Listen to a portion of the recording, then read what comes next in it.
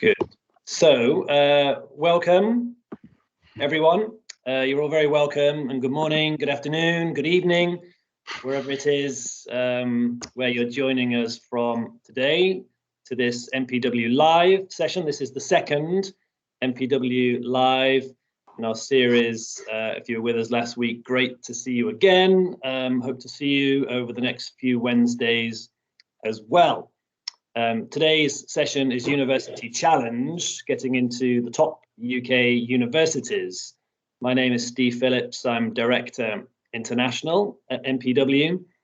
And just a couple of webinar housekeeping, if you like, that you can keep yourself on mute, please. That will help us with sound, and it will help the presenters, obviously, not get distracted. But please do use the meeting chat function as well for any questions that you have that might come up during the presentation. And then hopefully we will have time at the end to get to those. So I think then let me hand over to Mr. James Barton, who's Director of Admissions at MPW, who'll be taking us through today's session. James, over to you. Thank you very much indeed, Steve. And just before I put on the presentation, let me make my own apology to start with. The one curse of lockdown, which we're nearly out of course, is the fact that everyone decides to do home improvements. And I have someone across the road who is favouring the pneumatic drill today. So if for any reason you can hear a sound that's a little bit annoying to you, I do apologise. Just vary your volume levels. And I can assure you on great experience that it goes after about 5 minutes. So look, without further ado, a very good morning to you all. It's lovely to return to doing this, albeit it would be nice if we were there. But what is nice is to actually be able to see so many of you once again. So I'm just going to share today's presentation, which is more or less just based on mine and MPW's thoughts, as opposed to being groundbreaking and hopefully nothing too new for you. And I mean that in the greatest possible way, because you've done this for so long. You're all fantastic at what you do, and we all know exactly how the UCAS process works. So a little bit is me taking for granted you know some things. And at other points, I'll be explaining things probably to a detail level that you already know. But if we do it this way, hopefully, we will cover all bases. And the way I want to do it today is in my style, which, as we know, is a little bit creative, but also in the MPW style of taking you through how I would be approaching this from interview through to end product. So just take a screenshot of this, do what you like with it. But as I talk, can you just start jotting down a couple of things for me? Firstly, I want you to think of a time in your life that was important to you. What was it and why?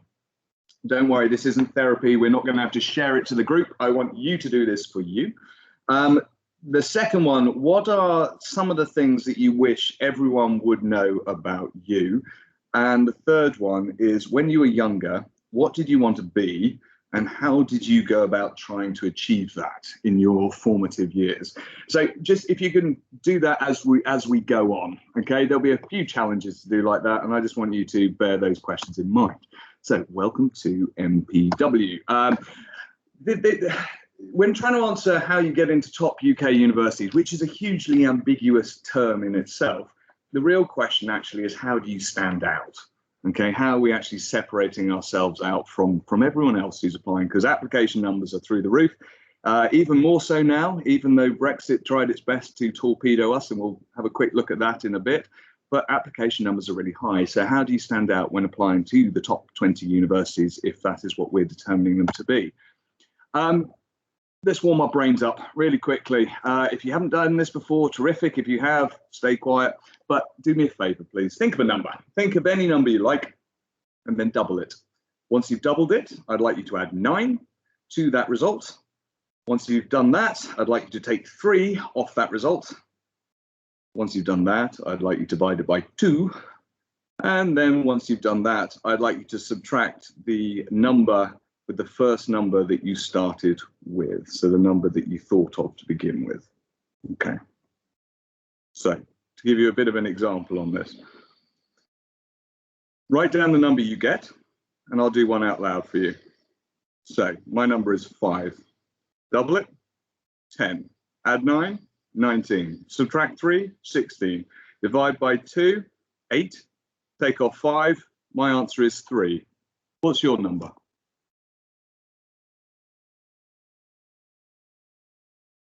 Go on, we've got bravery out there. We're applying to top UK universities.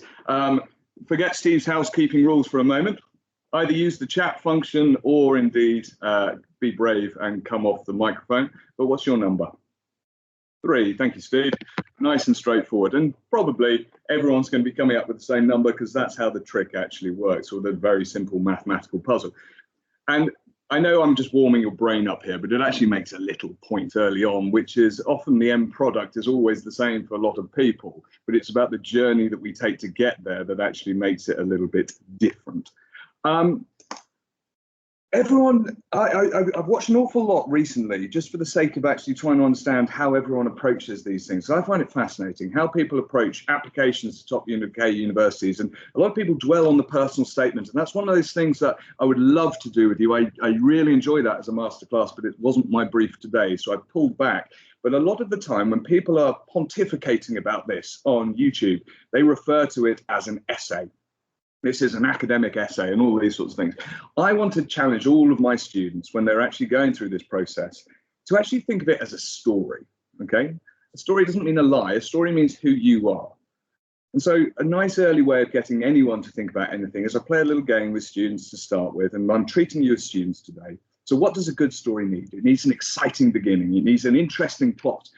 Some fascinating characters to it, some pace, some flow. It's got to have a theme that runs through it. It's got to interweave itself. It's got to have a good ending that leaves the audience either happy and satisfied or wanting more, but never to leave them disappointed, because then you've lost your audience, okay? So, nice little exercise I play with students. Do it for me, just humor me. Again, we are not looking at this as therapy, so don't worry. But I just wanted you to think of writing a quick 3-sentence story, 3 lines. Doesn't have to be a long line, but I'm going to give you a couple of variables to it. You've got a character. Your character is a biology teacher. I'm going to give you a setting. The setting is the supermarket where this story takes place. And the problem that we'll introduce into this is that you have found a rat, okay? Those are your 3 variables to add into this 3-line story. I wonder, just for the sake of 1 minute, 2 minutes max, if you can write me a 3-line story. Very quickly. Don't overthink this. Just write down a 3-line story. And any natural pause always gives me the opportunity to have a sip of coffee. And I hope you've got coffee charged with you today as we charge through this particular thing. And while you do that, and I'll return to this slide, I just want to quickly say something to you. I've always had a fascination with stories. Stories are amazing in so many respects because they breed the imagination and they give a good narrative. But there is no such thing as an original story. And that's absolutely important to note for any student, is we're not looking for originality. Originality and being unique are 2 completely different things, in my opinion. All stories come from something. They're often just a reworking of the same thing, year on year, again and again. Greek myths are stories that we have today. Personal statements are just reworking of other people's personal statements, minus the plagiarism. But it is just trying to find out who you are and your narrative, your story, that makes it unique. This word original keeps tripping people up. And I hear it again and again and again when watching YouTube videos or listening to other webinars or whatever about original personal statements. Original and unique are different. Unique is the journey. So just coming back to this, before I get too moralistic with my views, does anyone feel like they wanted to share with me their 3-line story? Otherwise, it will be me picking on an MPW member of staff and being hugely unfair to them. Anyone at all?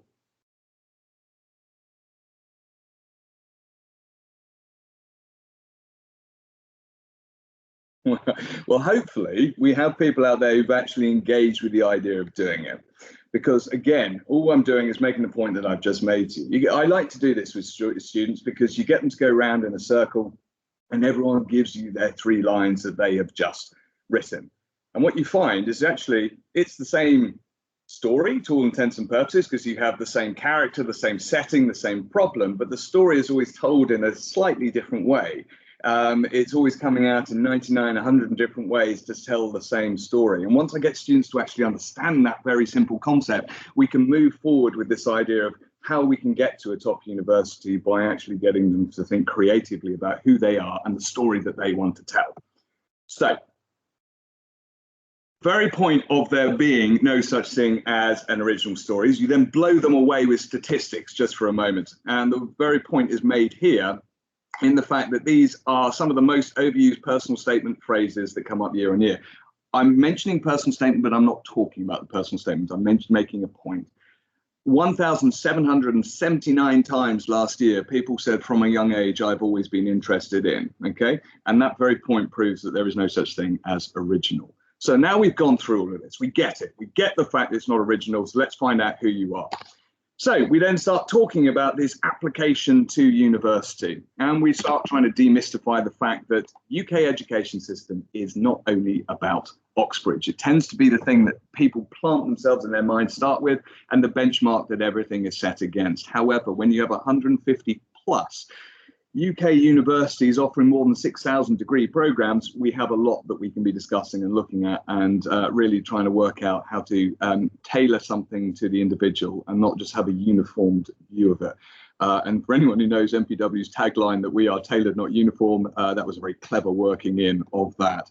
But everything's done through UCAS, as I'm sure you know, which is the online management system. And all it is an administrative system. It's a management-based system that then feeds across your application to the various universities, but it's also just useful as a search tool. Okay, that's all UCAS is there to be.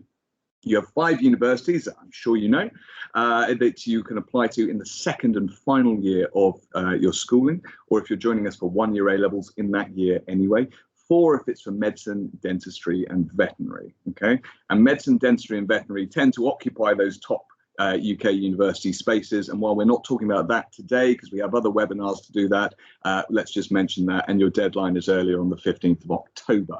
The standard application deadline is the 15th of January, and nothing is particularly complicated about the UK UCAS system. That's important. The most important piece of advice you ever give to people is that grades talk. Yes, the application is hugely important. You don't want to score an own goal by putting something bad in, but grades talk above all else. We have a top-down system in this country, and it benefits you if you know how to pass it, which is a very sad truth, but it is the truth, and it's what we have to work with. So grades talk above all else. And if they're not in place, you're a long way behind the line before you start. So there's no point in just setting your sights on UCL, but only being a B grade candidate at this particular moment in time. What we need to do is also be realistic, and we have a lot of conversations with students around that particular topic. So now I want you to put yourself in the room with me. I interview an awful lot of students to come to MPW, and the MPW interview is based on really trying to get to grips with the student from the beginning, and that is where your guidance towards university starts, and where I just want to start with you now.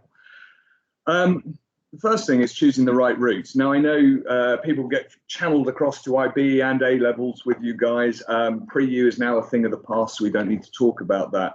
But it is important to work out who your candidate is, whether it's more applicable for them to do A levels or more applicable for them to do IB. And I leave that with you to work out. But I do find it very interesting looking at the balance and the difference, because both systems have their merits and do very good things at very different times. But A levels will always be the gold standard with the higher application number and the higher return.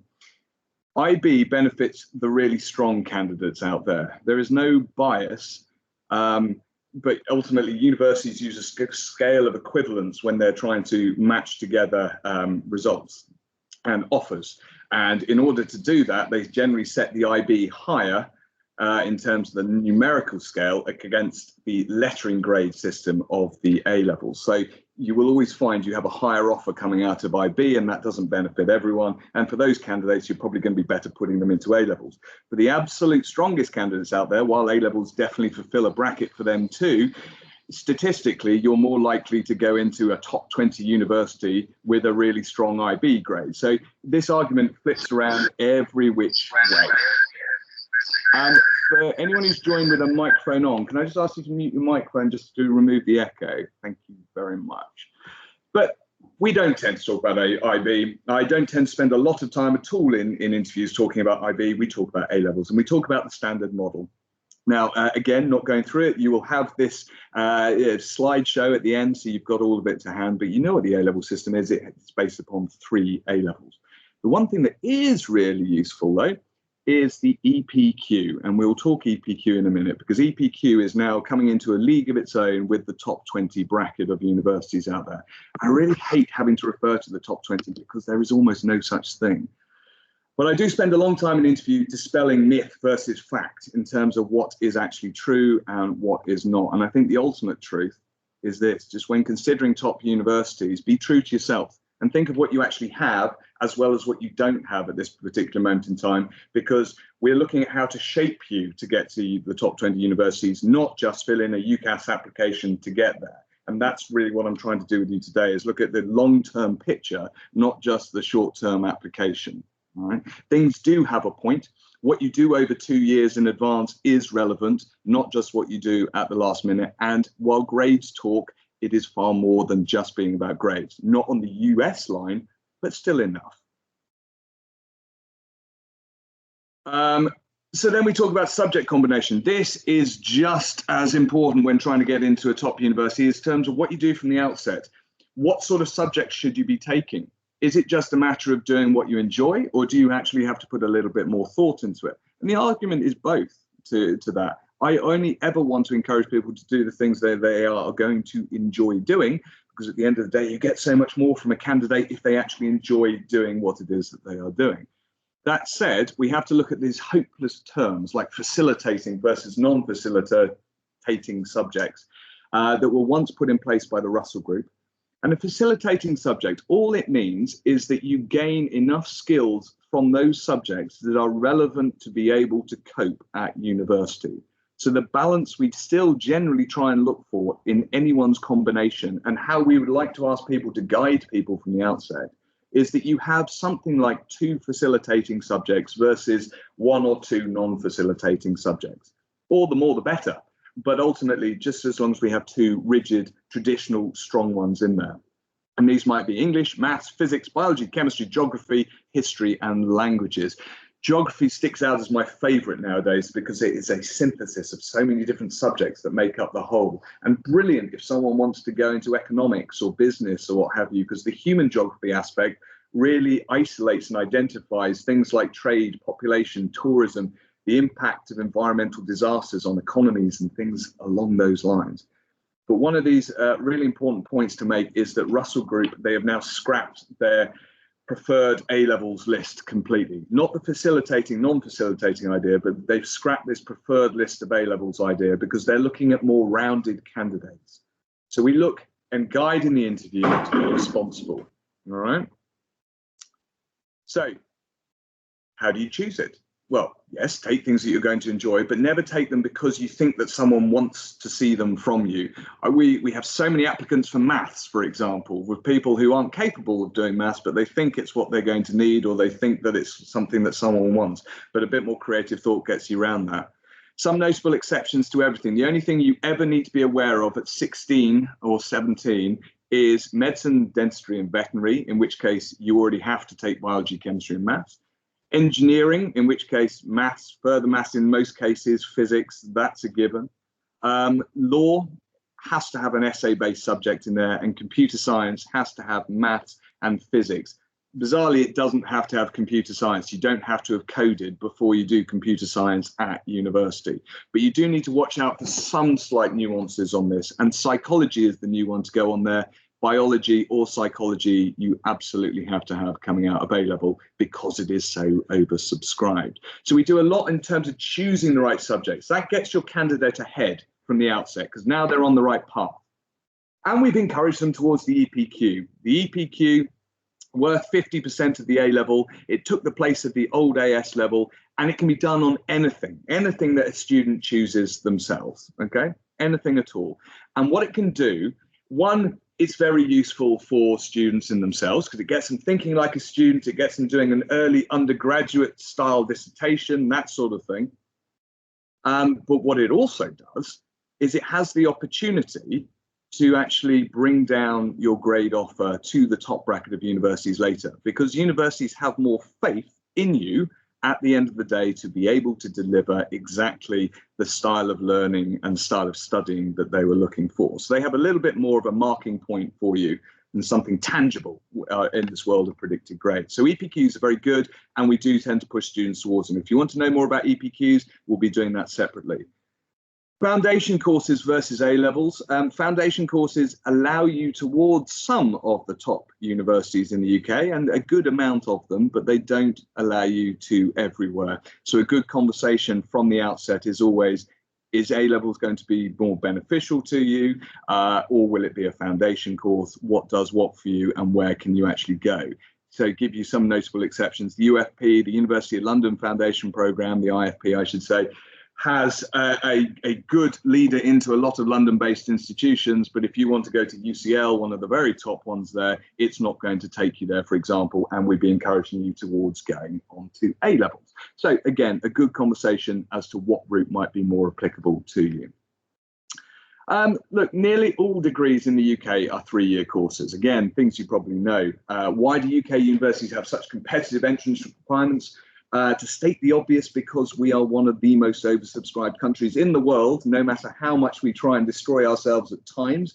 We are one of the most oversubscribed countries for education, because the English education system, biased as we are, is an absolute world leader there. So competitive entrance requirements, because universities have to bring down those piles. Scottish universities have 4-year degrees within there, and it's worthwhile noting that from the outset, particularly if you're a European partner with us here today, because now the Scottish system of free education has eroded away with Brexit. Oxbridge will be doing next week, so let's leave that. London is just a name. London tends to be where everyone draws this idea that the top universities are, and there are some great ones here, but there are some fantastic ones outside as well. So London is just a name, and a good amount of conversation with students towards getting into that top bracket is about getting them to see more creatively than just the capital city, because the capital city has a higher applicant number to it as well. So we are looking at strategy here. Try and watch out for private universities and almost ignore them at this particular moment. Now we move into the really critical parts. It just depends on what stage the student is at this moment when looking to apply. What can be done? Well, get them to read. Don't just get them to read, get them to make a journal. This is what we do with our students. We get them to read around the subject they might want to go into, and then to note down some things as they go. So it's never what they are doing, it's what they are learning from it. Okay, and then that's useful to write the application later. Listen to podcasts. There's so many podcasts, not only that you can just find freely available on things like Spotify and iTunes nowadays, but also through university websites. I mean, they used to do public lectures before COVID. Now they've moved them onto podcast systems, really useful, and does allow you to show that you've been researching the course properly, because you're looking to set yourself apart from the rest. TED Talks will always have a place in this world. Fascinating, broad, diverse, loads of different subjects on there. Subscribe to journals, or my favorite, I love to actually put students together, buddy them up with someone else who might be either studying the same as them or something different. The ones who are doing the same, they can talk about their relevant subjects, and it gets them to start thinking beyond the classroom. Can I just ask for the microphone possibly to be muted, please? Thank you very much.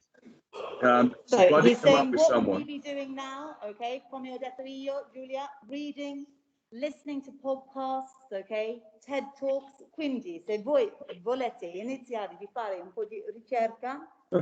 It's nice to be translated, but could I possibly just ask with the microphone off, if that's all right? Sorry. You can That's all right. Thank you so much.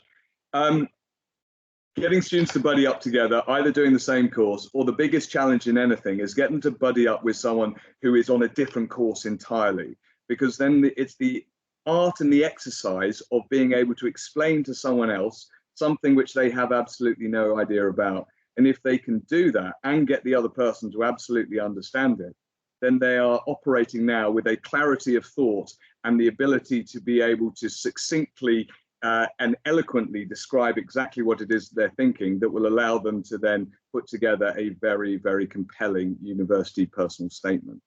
So give you an example down the left-hand side. If applying to economics, here are some journals. We'll be putting students onto these journals. Here are some websites. You might want to get them to start looking on these websites which have learning challenges and exercises that they could be doing right now. The videos, whether it be a TED Talk or whether it come through the University of Oxford website, for example, and those are just 2 places. And all of these are just random places. So the podcast, Freakonomics, it's a absolutely brilliant podcast you could be listening to. And there's also competitions. Competitions set people apart. A lot of people do Olympiads and things like that. Well, look, here's another one, the Young Economist of the Year, which is a bit more of an enterprising based challenge. Students who apply for those, it's something else to mark you out from the rest later on. Top universities. And if you're looking for the top universities, bear in mind the timeline that we're looking at. It's not about last minute applications, okay? Last minute applications have a sense that someone else is going to help you and write it for you. It's not. The best candidates out there in a world that is becoming more competitive, have a look. We'll have started a year in advance. In January, they'll be researching, they'll be coming up with a short list. They'll then be attending open days. They'll then be starting to write drafts of the personal statement, shortlisting where it's going to be, starting that university application process and getting it done by its relevant deadline. And then it moves into the following year in itself, where really the focus just moves to the exams. This is the timeline to be looking at. I will be sending it. Do not worry otherwise, okay? So moving on. Why do we focus so much on these things? Because, look, applications are high. Lies, damn lies, and statistics. Have a look at it. Lots of applicants, fewer places than there are applicants. It's an obvious point, but it is a high number, and it is becoming higher and higher and higher. So does it matter where you go? Well, look, when you're getting someone to select a university, try and get them to actually match it, not to what someone says is the best and the top and all these terminologies that they come up with, but try and get them to actually work out whether it's somewhere that they want to go. Does it have enough about them there? Does it have an ensuite bathroom if that's important to them? Or is it more about the quality of learning? They've got to come up with their own shopping list of some things that they want to have there. They are interviewing universities as much as universities will be looking to scrutinize them. So really, if you've got the opportunity to do it, be ruthless with this personal statement, with this shopping list, so that you can actually work out what it is you might want to do. And there's an awful lot of strategy that goes into that, okay?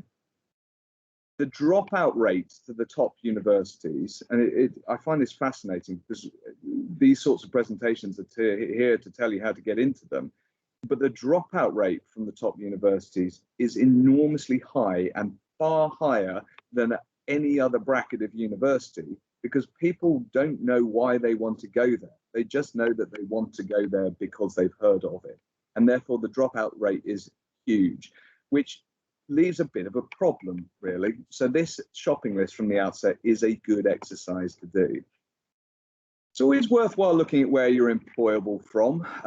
That top bracket of universities will always give you slightly more than the rest in the middle bracket, really, in the middle bracket. But those aren't all the top universities. We have this term in this country of the Russell Group. Can anyone tell me what the Russell Group is? I'll put it there on the screen for you, but your understanding of what the Russell Group is.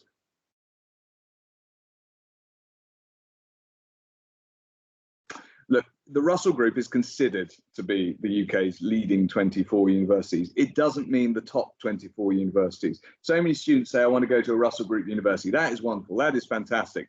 And that is your Russell Group right there. But this will come up as small on your screen, so I apologize. But this is the top 24 universities according to the league tables. Now, you will not find all the Russell Group universities in that particular thing there. There are no government league tables for the top bracket. All the Russell Group are the ones that command and lobby for the most money for things like research, and they have the biggest reputation in terms of the name that's known out there, but it doesn't make them the top. So this ambiguous term of the top bracket of universities, it's not that. It's what's the right university for you. For example, if you want to go and study something like engineering, if you look, Loughborough has managed to get itself up into the 4th position and is an enormously strong place to do something like engineering. You're better off looking at subject-specific league tables and not overall league tables, because they flatter to deceive and are misleading. Right, Brexit, COVID-19, what I like to call the Bonnie and Clyde of 2020 and 2021. So let's just fact check what they are actually doing for you to get to the top 20 universities from this point here.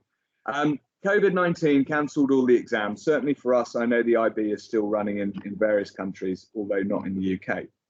So COVID-19 means that schools are now doing centre assessed grades for the second year running. And just to give you a slight sense, last year grades were 10%.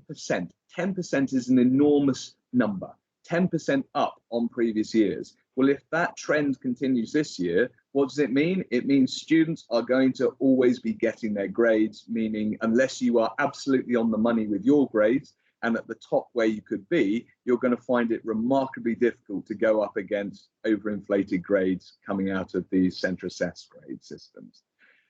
And it has a knock-on effect from there. So last year's centre assessed grades meant that there were too many people with places and not enough places for the universities to be able to actually accommodate them. So they then pushed them over into this year, which means that there are fewer places this year in order to offer out, particularly at that top bracket of university.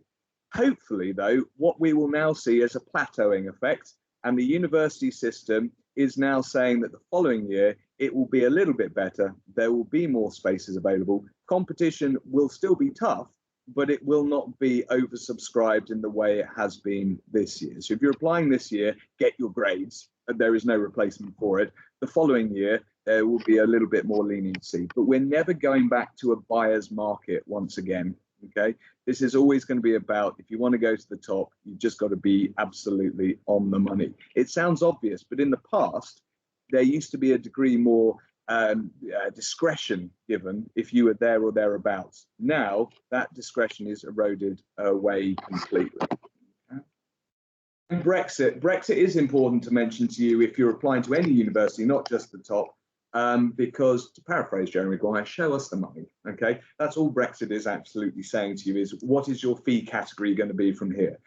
I want to really impress upon everyone out there that the UK, and I feel like an ambassador for us right now, but the UK is and should be encouraging all international and European students to be applying to the universities in the UK because you are some of the brightest and best students out there. Okay, the idea and the movement was not to try and eradicate that, but it has placed difficulties onto people that weren't there before, such as for European students. Some of those top universities that fulfill that bracket in Scotland, they're no longer free to you in the way they were before. So the idea now is Brexit has no implication on the international market per se. You're still paying international fees, and there are still unspoken quotas of numbers that universities have to get through. For European students, you now move into a more international bracket of fees because that free system is gone. It will be not completely the same as international students. It will differ from university to university, but it will certainly be a higher fee rate. But there are so many funding and scholarship opportunities around in order to be able to try and help you do that. So don't be dissuaded just because we're doing vaguely political things in this world right now. There's a few golden nuggets that you might want to be aware of if you're applying to the top. You don't have to apply for all universities at once. Okay, you can take your time. If you don't 100% know why you want to go somewhere, get your application in to the first couple and then do your research. Take your time, work out if it's not just the top university, but the right university for you, and then incrementally add them in. So don't rush is the first point. Number two is the alternative offer. This is for the clever strategist out there because universities are now looking at offering other places within the department. If you weren't quite right for one course, but they still want you, because bear in mind they're businesses, they will give you an alternative offer. So certainly when I'm advising students, we're also looking at what else there is in the department. Don't just want to do economics because there might be an economics and French course in that particular department that they might actually offer you as well. And if you find enough within that department, you'll find that it's probably a good idea to apply for that particular university because the alternative offer is becoming far more readily used nowadays. For some of those alternative offers, you might get the opportunity as well to write an alternative personal statement. So at the moment, it's one personal statement for 5 universities. But with the alternative offers, if you spot something else that you quite like to do, you are at liberty nowadays to contact the university and say, look, there is another course that you have. It is quite similar, but ultimately what I'd like to do is still apply for that one. Can I write you an alternative personal statement? And the answer to that is becoming more common nowadays of yes as well. And it's done separate to UCAS. So there's a couple of quirks and a couple of nuggets, and there's always a back door, and there's always this and there's always that. To get into the top universities, if you don't absolutely have everything that they need, try and look for how creatively you can get there. All right? How creatively can you do it? And sometimes that is applying for something else and then redefining what you do when you're there by the modules that you take. If you didn't get in within the first round, UCAS Extra opens up from the end of February and runs through to July, and it gives you a 6th choice. So you might still have a later opportunity to be able to apply to a top university, if that's what we're going to call it, or just another university. And that 6th choice that you have will mean that you have to cancel everything else, but does provide you with another little backdoor route if it's relevant. Or the other one really is clearing, and everyone now throws their arms up in disgust and says, no, how can that be? Clearing is just for the rubbish universities out there. I can't say that, sorry, but just for the other universities out there that will still have a lot of places, because ultimately every university is good in its own right. That said, this was the clearing university list for this particular year. And highlighted there are what are considered to be that top bracket because they are in the Russell group of universities, or the blue ones are the medical schools within there.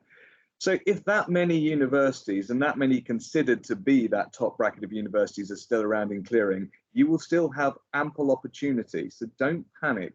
Never get so worked up about these sorts of things. There will always be the opportunity to move around and to look a bit later. And in clearing, it is a buyer's market. So then what else makes up this getting in? We've looked at what you need to do. We've looked at how to advise you from the outset. We've demystified a few things and we've told you about the process. But the application will be the thing that lives and dies alongside the grades. And that is for who you are. And those questions I asked you at the very beginning to write down, those are the questions that I get students to think about from the outset and then to make sure they've had answered throughout their personal statement and their application. Have they got all of these points across that they would want to get someone to know about them? And when writing a personal statement, which we don't do now, we do another time, those questions need to be answered and that personality needs to come across. So looking at who you are, really who you are. And universities are looking for this. These are the top students that they're looking for, because grades aren't everything, but they will definitely get you over the line. They're looking at your potential. Will you peak with your A-levels or do you have more? Most people peak with their A-levels. So we need to show them that you still have more to give. Some sort of profound curiosity, that intellectual depth to your thinking around. Most important though, it's the ability to make connections between all the subjects you're taking, to actually critically analyze yourself and know what the last 2 or 1 year has been about and why it has led you to this quintessential moment. That is important. Those are the students who get ahead because they can show what they've done is indeed relevant. And we try and get people to just always question themselves, to get them to always have these questions. And so what? Every time they say anything to you, every time they write something that has any relevance towards the university application, ask them, and so what? And if they can't answer that question, it goes. It leaves the personal statement, or they go away and think about it more until they can answer it, because they have to have an answer to everything when words are at a premium. I mean, I use something very silly as an example, but have you ever tried to explain to someone how to cook an omelette? It sounds so simple, but it isn't. If you try this sometime, you actually need to be able to get, and this comes out of a medical school bit of training that we do, but you need to be able to get someone to do exactly what it is that you're telling them to do, and they can't do anything that you don't tell them to do. And if you think of that like a personal statement applying to a top university, when you have only so many words that you could possibly be using, everything is valuable, and therefore you only want them to act and react in the way that you are guiding them. So using simple practical exercises often gets, I do it with a tie, I do it with shoelaces, the omelet's just for you. But you get people and you get students to really work hard to say what it is that they actually mean to say.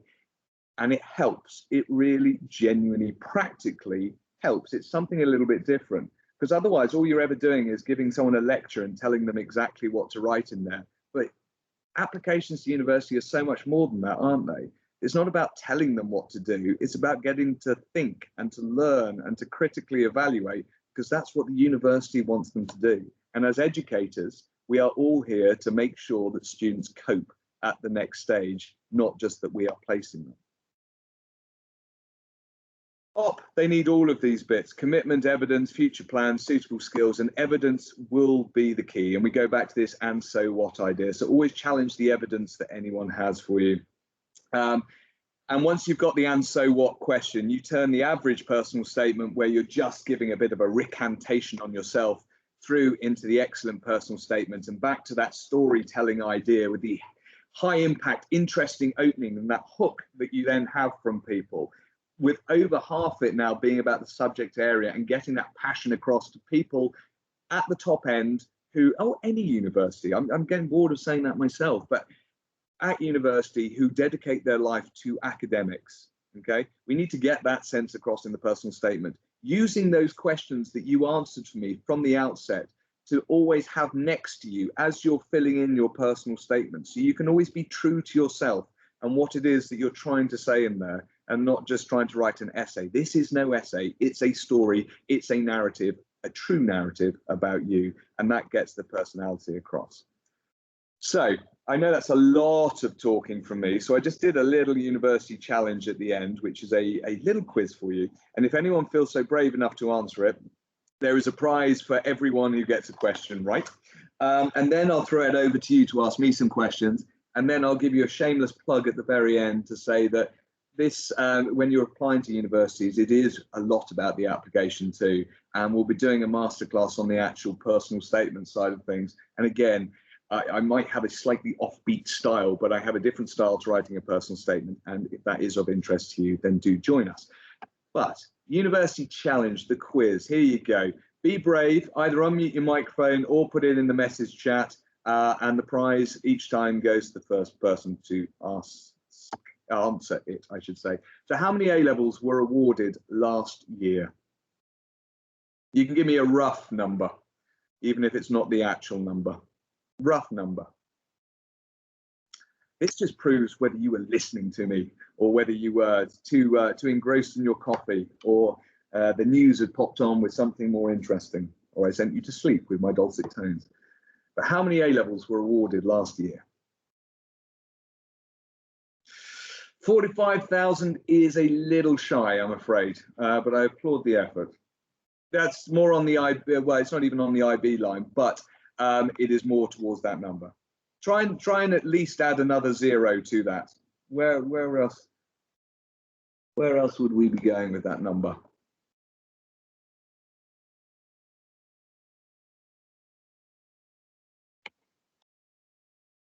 You're looking more at 800. Well, go on, Andy, 5. Yeah, Steve, you're going to pick up the prize here, sir. Yes, it's just over the 800,000 mark. So A-levels do sit in a bracket of their own when looking at that bracket of universities. I've rather got my graphic wrong here, but what really is the Russell Group? Can anyone define what the Russell Group is for me? You might want a microphone unmuted for this. What really is the Russell Group? Leon, it is indeed 24 universities, but what are those 24? Are they the top, or are they another word?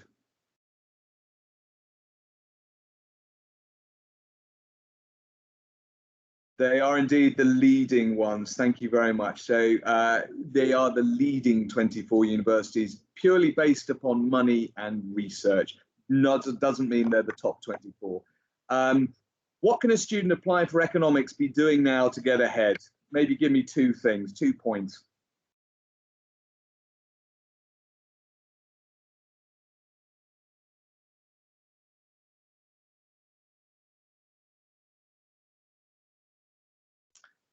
Subject-wise, geography and math, I'll give it to you, Leon, anyway, because that's a really good answer for that.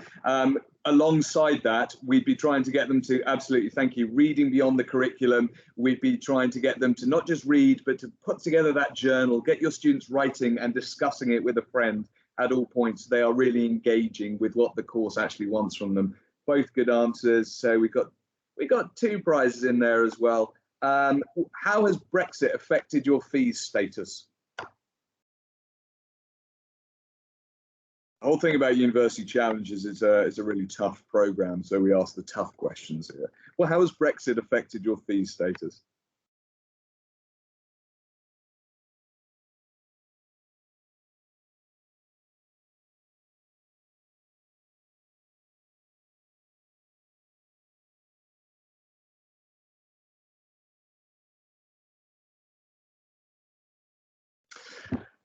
EU students pay higher.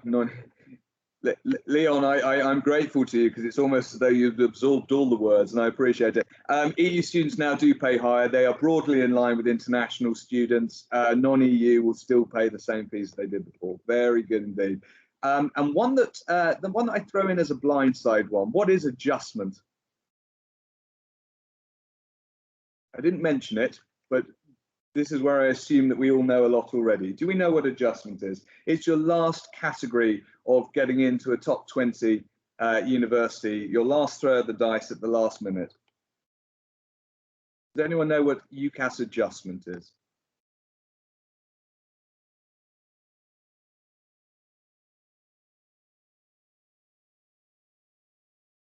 Well, Jennifer, yes, it is. I mean, it is adjusting your university choice. You can only adjust it once. It's not accepting the last minute places. That's clearing. Adjustment is where you can, once you have got grades better than the ones you originally predicted.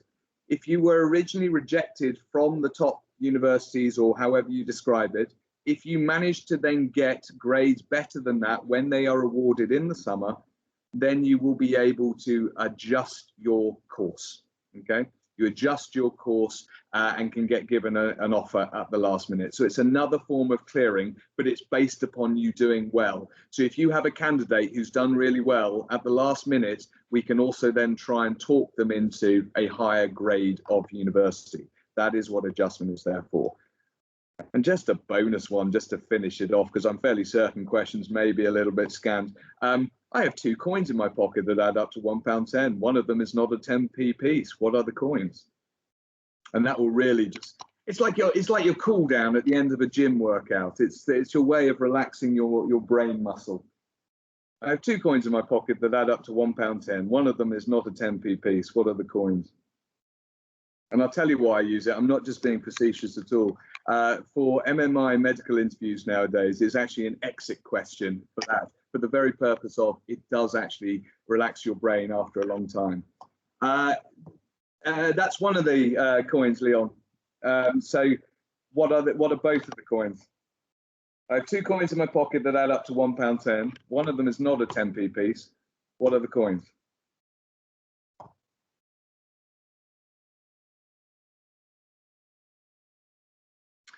If you have 2 50p pieces, it will only add up to £1. Nice try, not quite. So what I will do instead, while you're all puzzling over that conundrum, is I'll move to the stage of saying, does anyone have any questions that I can genuinely answer, rather than me just cool down your brain at the end of all of this? I hope, look, there was some information there that was new for you as well as being useful. This is the MPW approach, which is a little bit more hands-on and a little bit more practical, because when you're trying to access the top, it is about trying to get students to think properly, to learn properly, to try and engage with what they want to do. The top bracket, as we keep defining it, is never about being left to the last minute. Any questions from anyone?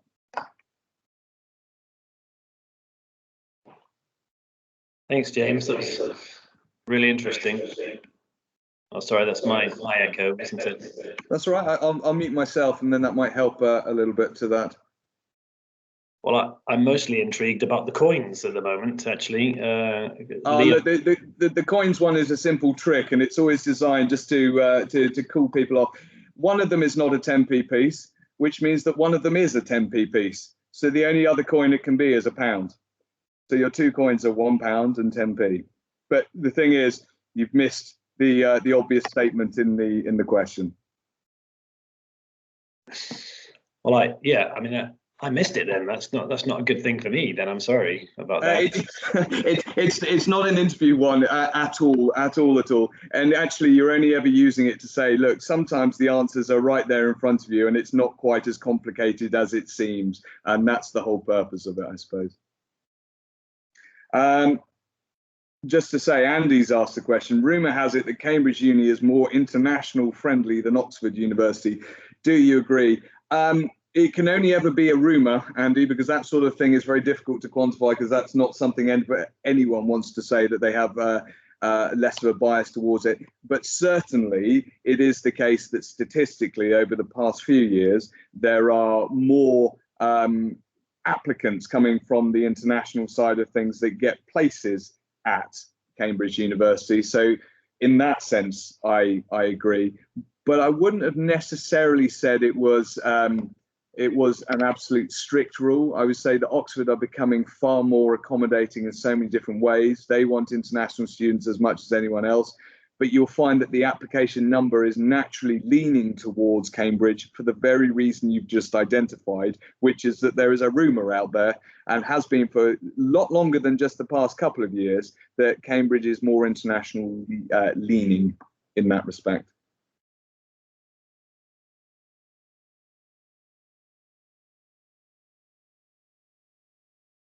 What's the best place to study visual art? Amazing question. It would be Bournemouth, mostly. Bournemouth has an absolutely world-leading partnerships with everyone from, Disney to Pixar, departments that are based around the visual arts themselves. And some of the visual arts places are not going to be in what we are talking about here today, because they don't tend to fall into the more traditional universities. They tend to be the universities with more money. And it goes back to that nice idea that the Russell Group isn't the be-all and end-all to life. So Bournemouth University, or the University of the Arts in London, so your Central St Martin's, your London College of Communication, etc., they have far better courses for things like this than some of the other universities out there. And indeed, visual arts doesn't often tend to appear at the more traditional leaning universities anyway. But that is a really nice point from you, Leon, because what it does show is that the right university, the top university for that particular course, doesn't fall into the bracket of what everyone else thinks it is, but it does make it the top for what you want to do, and it does make it the right university for you. So look at subject-specific league tables to lead back to that point. Andy, what are my thoughts on international students doing a sandwich course at uni? Look, can I answer that differently? And let me just stop screen sharing if I can, because I'd like to come onto the screen there. Sandwich courses in general are a really good thing to do, in the fact that they then give you the opportunity to go and work in businesses for a while, to get some practical life experience and those sort of things, provided we're not in contravention of the visa requirement at any point, and you still have plenty of time left, and you're not too mature in the process and all those sorts of things. I actively encourage sandwich courses because it gives you a snapshot at real life. What is true about the English system is that you get to the end of 3 years and then scratch around to work out what job you want to do later on. If you've taken a course that gives you the opportunity to have a sandwich year, which is time to think about it, then I do think it is a very good thing to do. Steve, I don't know if you want to actually counter that at all, but for me, I think that's quite a neat thing that people could be doing. Yeah, I agree completely. I think the sandwich course internship programs are very, very valuable for international students. So anything we can do to assist with that, then yeah, we will advise them in that direction. As long as it's, as you mentioned, visa compliance, that's the key thing. Absolutely. We never want to get our wrist slapped by the UK Border Authority for anything. But yeah, sandwich course is really good. And Jennifer, just to take your question, is it necessary to take maths at A-level in order to study biomedical sciences? Would biology and chemistry be enough, plus another subject interest the student? Yes, in the same way as it is for medicine. Chemistry is the absolute given. one other science, which if you're going to do biomed or biochem should be biology, because it naturally implies that. Although psychology is a bit of a subject nowadays that's made a surge on the scientific side. But one other subject, whatever it might be, provided that the student is going to score well on it and it interests them, okay? The reason for maths is it just props up and helps with the biology and chemistry, but there is enough maths on the biology and chemistry syllabuses nowadays to mean that you no longer have to have maths as an independent subject. So biology, chemistry, plus one other, brilliant. If the student's not good at maths, don't do it. I hope that sort of answers the question. Pleasure. Any other questions at all? Because now I'm conscious that you've had me whittle at you for an hour, and I'm sure you've all got better things to be doing. I'm sure that's not the case, James, but it's, yeah, very, very interesting. Just a quick one on adjustment, because I think that UCAS adjustment, I think that it's not really that clear for a lot of international markets what actually happens at that point. Does it happen at the same time as clearing, or the date's the same? Absolutely fair point. And the reason I didn't throw it in there is it's because it's so uncommonly used and isn't quite as, it doesn't yield the results that people think it would do if they knew about it. But let me clarify it. UCAS adjustment happens on the day of A-level results day in the United Kingdom. Okay, so in the middle of August, second week of August, UCAS adjustment applies then. It applies only if you have done demonstrably better, not just got one grade better. Give you an example. If you were predicted 3 Bs and you came out with AAB or 3 As, then you apply for adjustment. If you only came out with ABB, you're not an adjustment candidate. Adjustment just means you've done much better and now you're at the level that that top university would have originally wanted to see. There isn't a system for adjustment. What happens is you then take that to the university itself and say, look, I have done demonstrably better. Will you look at me for adjustment? And they will say then yes or no. So it's not the same as clearing, but it happens at the same time as clearing. And for adjustment, if you have a candidate like that, I would advise you make contact with us and we can actually give you a bit of advice around it there and then as to whether it's a good thing to do. Any other questions at all? Andy, just to answer your question, the question itself for the coins, if you remember what it said in there, it said, I have 2 coins in my pocket that add up to £1.10. One of them is not a 10p piece. What are the coins? If one of them is not a 10p piece, doesn't mean that the other one isn't. So you have 10p and £1. So it's a trick question, really, just to prove that you're all actively brain engaged at the end of a long session of information. So sorry to have tricked you, Andy, in that respect. Well, Andy, you're in good company because I was tricked as well. So yeah. Look, real pleasure. Is there anything else that I can answer, do, or anything like that? I think that's great, James. Thank you so much. And as we said at the beginning, this has been recorded, so we'll send it out to everyone who registered for this and to everyone on our mailing list, and it'll be on the MPW YouTube channel as well. So thank you so much for your time this morning in the University Challenge session, and I believe we'll see you very soon at the next MPW Live coming up as well. Absolutely. And look, to everyone out there who's joined, thank you so much, and stay safe at the end of it all. Hopefully we'll be seeing you in the nearest possible future. But Steve, great sessions that you've arranged here, and have a great day yourself.